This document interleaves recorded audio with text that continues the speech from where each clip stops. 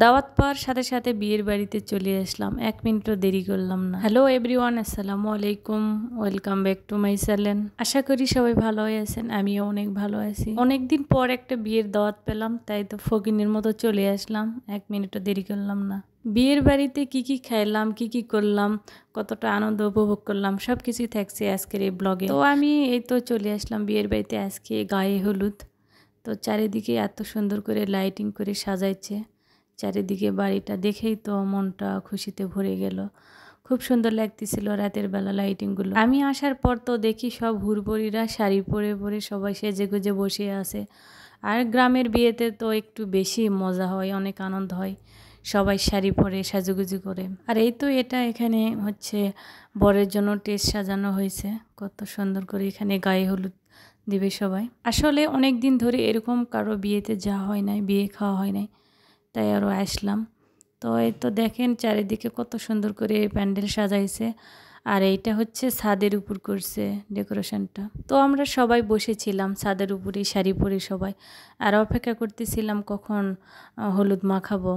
আর গ্রামের বিয়েতে যা হয়, বক্সে গান বাজছিল, আর চারিদিকে সব আন্টি ফুপিরা চাচিরা সবাই নাচানাচি করতেছিল।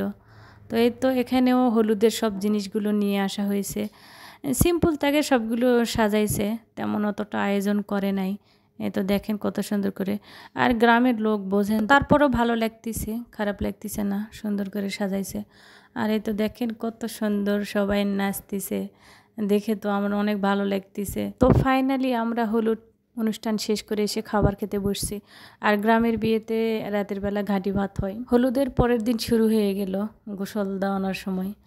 এই যে গ্রামে যা হয় গোসলের সময় সবাই নাচানাচি হই হুল্লোড়, কি আর বলবো। আর এইটা ছিল বিয়ে বাড়ির গেট, খুব সুন্দর লাগে। শহরের তুলনায় একটু গ্রামে একটু বেশি আনন্দ হয় বিয়ে বাড়িতে। আর এখানে হচ্ছে খাবারের আয়োজন করা হয়েছে, সবাই তো বসে পড়ছে এই যে। আর এটা হচ্ছে বরের খাবার, ওয়াও, দেখে তো সে ইয়ামি লাগতেছে। তারপর আমিও বসে পড়লাম খাইতে। তো প্রথমে দিয়েছিল ডিম, তারপর দিল ঘাঁটি।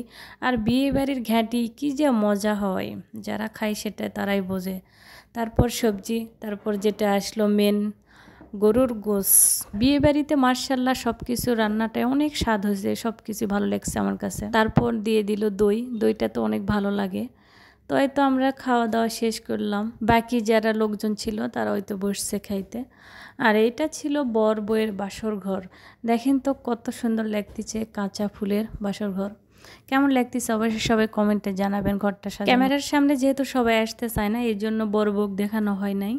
তো তারপরে তো চলে আসলাম আমি, আমাদের বাসা থেকে 2 মিনিট লাগবে এরকম।